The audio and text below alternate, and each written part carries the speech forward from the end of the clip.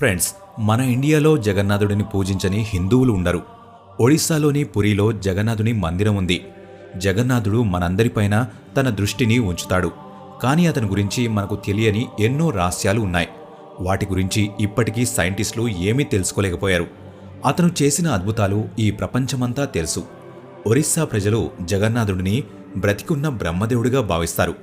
ప్రతిరోజు పూజలు చేస్తారు, ఆటలు ఆడిస్తారు, స్నానం చేయించి వస్త్రాలు మారుస్తారు. దీంతోపాటు ఊరేగింపు కూడా తీసుకువెళ్తారు. కానీ ఫ్రెండ్స్, జగన్నాథుడి ఆరోగ్యం క్షీణించిందని మీలో ఎంతమందికి తెలుసు? ప్రస్తుతం ఇప్పుడు జగన్నాథుడిని ఎవరూ దర్శించుకోలేరు. అసలు ఏం జరిగిందో తెలుసుకోవాలంటే ఈ వీడియోని ఎండ్ వరకు చూడండి. ఫ్రెండ్స్, ఈ ప్రపంచంలో ప్రతిరోజు ఎన్నో రహస్యాలు బయటపడుతున్నాయి. వాటిలో కొన్ని రహస్యాల గురించి తెలుసుకోవడానికి సైంటిస్టులు కొన్ని వందల సంవత్సరాల నుంచి ప్రయత్నిస్తున్నారు. అయినా కూడా వాళ్ళకి ఎటువంటి సమాచారం దొరకడం లేదు. మనం కొన్ని సంస్కృతుల గురించి ఏమీ తెలియకపోయినా వాటిని గుడ్డిగా ఫాలో అవుతున్నాం. మన ఇండియాలోని ప్రతి మందిరంలో ఏదో ఒక రహస్యం దాగి ఉంది. అలాంటి మందిరాలలో పూరీలోని జగన్నాథుడి మందిరం కూడా ఒకటి. ఇక్కడ ప్రతి సంవత్సరం రథయాత్రని నిర్వహిస్తారు. ఆ యాత్ర చాలా అద్భుతంగా జరుగుతుంది. దాదాపు కొన్ని లక్షల మంది భక్తులు ఈ యాత్రలో పాల్గొంటారు. కానీ ఈ ఊరేగింపు జరగబోయే ముందు జగన్నాథుడి ఆరోగ్యం క్షీణిస్తుందని, ఆ సమయంలో జగన్నాథుడు ఏకాంతంగా ఉంటాడని మీలో ఎంతమందికి తెలుసు?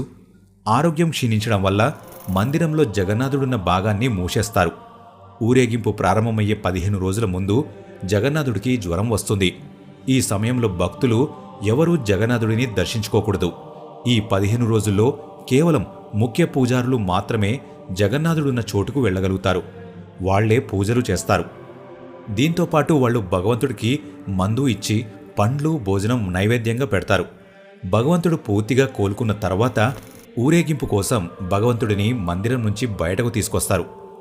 ఆషాఢమాసంలో ఎండ చాలా ఎక్కువగా ఉంటుంది. ఆ సమయంలోనే జ్యేష్ఠ పౌర్ణమి రోజున జగన్నాథుడిని గర్భగుడి నుంచి బయటకు తీసి ప్రాంగణంలో ఉంచుతారు. 108 బిందెల చల్లని నీళ్లతో స్నానం చేయిస్తారు. ఈ ఉత్సవాన్ని స్నాన ఉత్సవాన్ని అంటారు. భగవంతుడికి స్నానం చేయించేటప్పుడు వేల మంది భక్తులు ప్రాంగణంకి వస్తారు. విపరీతమైన చల్లటి నీళ్లతో భగవంతుడికి స్నానం చేయించడం వల్ల జ్వరం వస్తుంది. అందుకనే జ్యేష్ఠ పౌర్ణమి తర్వాత మందిరాన్ని 15 రోజుల పాటు మూసేస్తారు. భక్తులు జగన్నాథుడిని దర్శించుకోవడానికి రాకూడదనే విషయం వెనుక ఉన్న సైంటిఫిక్ రీజన్ ఏంటంటే, ఈ సమయంలో ఎండలు ఎక్కువగా కాస్తాయి. దీనివల్ల భక్తులకు ఇబ్బంది కలగకూడదని జగన్నాథ మందిరాన్ని మూసేస్తారు. జగన్నాథుడి స్నానం చేయించే రోజున జగన్నాథుడిని రోజంతా ఎండలోనే ఉంచేస్తారు. అందుకనే ఎప్పుడైతే ఏమైనా వేడిలో చలిలో ఉండడం వల్ల జగన్నాథుడికి జ్వరం వస్తుందని భక్తులు నమ్ముతారు.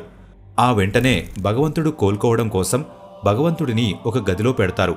అక్కడ భగవంతుడికి భోజనంతో పాటు ఔషధాన్ని పెడతారు. భగవంతుడిని ఒక పేషెంట్ లాగా ట్రీట్ చేస్తారు. ఫ్రెండ్స్, ఒక కథ ప్రకారం ఒడిశా ప్రాంతంలోని పురిలో మాధవదాస్ అనే జగన్నాథుడి భక్తుడు నివసించేవాడు. అతను ఒంటరిగానే జీవించేవాడు. అతనే జగన్నాథుడికి భోజనాన్ని పెట్టేవాడు, భగవంతుడికి సేవ చేసేవాడు. అతనికి వివాహం పట్ల ఏ ఆసక్తి లేదు. ఎవరి దగ్గర ఏమీ తీసుకోడు, అలానే ఎవరికీ ఏమీ ఇవ్వడు. ఒకరోజు అనుకోకుండా మాధవదాస్ ఆరోగ్యం క్షీణిస్తుంది. అతను చాలా నీరసంగా అయిపోతాడు. అతను ఎంత బలహీనంగా మారాడంటే అతను అసలు నుంచోలేకపోయాడు. నుంచోడమనే విషయం పక్కన పెడితే కనీసం కూర్చోలేకపోయాడు. తను ఎప్పుడూ తన పనిని ఎవరిపైనా ఆధారపడకుండానే చేసుకునేవాడు. చూస్తూ చూస్తూనే అతని ఆరోగ్యం ఎంత క్షీణించింది అంటే దానివల్ల స్వయంగా జగన్నాథుడే సేవకుడి రూపంలో వచ్చి మాధవదాసుకి సేవ చేశాడు. మాధవదాస్కి స్నానం చేయించి తన చేతులను కాళ్లను పూర్తిగా శుభ్రం చేసేవాడు. మాధవదాస్ ఆరోగ్యం బాగుపడగానే ఆ సేవకుడు ఎవరో కాదు, స్వయంగా జగన్నాథుడే అని గుర్తించాడు. వెంటనే మాధవదాస్, మీరు స్వయంగా భగవంతుడు నాకెందుకు సేవ చేస్తున్నారు? ఒకవేళ మీరు అనుకుంటే చిటికలోనే నా వ్యాధిని నయం చేయగలుగుతారు. ఇదంతా చేయాల్సిన అవసరం ఉండేది కాదు. అలాంటప్పుడు ఇదంతా ఎందుకు చేశారు అని జగన్నాథుడిని అడుగుతాడు. దానికి జగన్నాథుడు, చూడు మాధవ్, నేను భక్తుల కష్టాలన్నీ చూడలేను. అందుకనే నేను స్వయంగా నీకు సేవ చేశాను. విధిని ఎవరూ మార్చలేరు. ఒకవేళ నువ్వు ఈ జన్మలో ఈ బాధను అనుభవించకపోతే ఖచ్చితంగా వచ్చే జన్మలో ఈ బాధని అనుభవించాల్సి ఉంటుంది. అందుకనే నేను నీ బాధను దూరం చేయలేదు. ఒకవేళ అలా చేసి ఉంటే మళ్ళీ నేను నా భక్తుడికి కష్టం కలిగించిన వాడిని అవుతాను. అందుకనే నేను నిన్ను సేవించాను. కానీ నువ్వు నా భక్తుడివి. నువ్వు చెప్తున్నావు కాబట్టి నీ సమస్యను దూరం చేయడానికి నేను ప్రయత్నిస్తాను. నీ వ్యాధి ఇంకా ఖచ్చితంగా 15 రోజులు ఉంటుంది.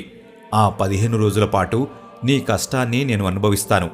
అందుకనే అప్పటి నుంచి జగన్నాథుడు ప్రతి సంవత్సరం 15 రోజుల పాటు మందిరంలోకి ఎవరూ వెళ్లకుండా ద్వారాన్ని మూసేస్తారు.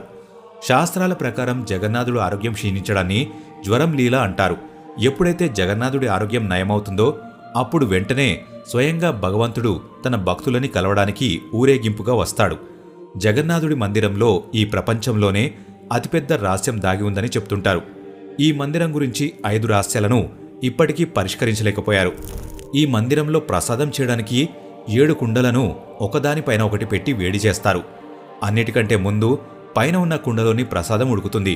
ఆ తర్వాత ఒక్కొక్కటిగా దాని కింద ఉన్న కుండలు ఉడుకుతాయి.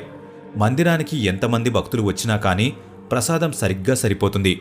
ఏ రోజు తక్కువ అవ్వదు, అలానే ఎక్కువ కూడా అవ్వదు. భక్తులకి సరిగ్గా సరిపోతుంది. మందిరం మూసే సమయానికల్లా ఎంత ప్రసాదం ఉన్నా అయిపోతుంది. ఈ మందిరంలో పగటిపూట గాలి సముద్రం నుంచి నేల వైపుకు వీస్తుంది. సాయంత్రం గాలి నేల నుంచి సముద్రం వైపుకు వీస్తుంది.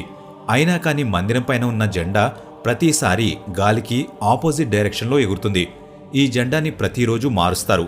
అది వర్షాకాలమైనా కావచ్చు, వేసవి కాలమైనా కావచ్చు. ప్రతిరోజు ఈ జెండాని మారుస్తారు. ఒకవేళ ఈ జెండా మార్చకపోతే మందిరాన్ని 18 సంవత్సరాలు మూసేయాలని ముఖ్య పూజారులు చెప్తున్నారు. అందుకనే దాదాపు 800 సంవత్సరాల నుంచి ఈ మందిరం యొక్క జెండాని ప్రతిరోజు మారుస్తున్నారు. కానీ అనుకోకుండా ఒకసారి ఈ మందిరం యొక్క జెండాకి నిప్పు అంటుకుంది. చాలామంది దీన్ని అపశకునంగా భావించారు.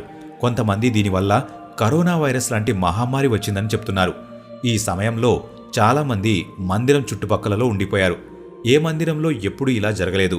ఈ ఘటన గురించి ఆలయ అధ్యక్షుడు శ్రీ కృష్ణచంద్ర గారు ఏమన్నారంటే, అనుకోకుండా మందిరంలోని మహాదీపం పెట్టినప్పుడు ఆ మంట అటు ఇటు కదిలిందని, దానివల్ల జెండాకి నిప్పు అంటుకుందని చెప్పాడు. కానీ మంటలు మందిరం యొక్క ముఖ్య ధ్వజం వైపు మాత్రం వెళ్లలేదు.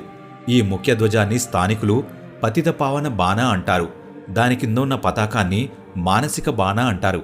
ఈ మందిరం యొక్క ఎత్తు దాదాపు 214 ఫీట్లు ఉంటుంది. సాధారణంగా ఇంత ఎత్తులో ఉన్న మందిరం పైన పక్షులు వాల్తాయి.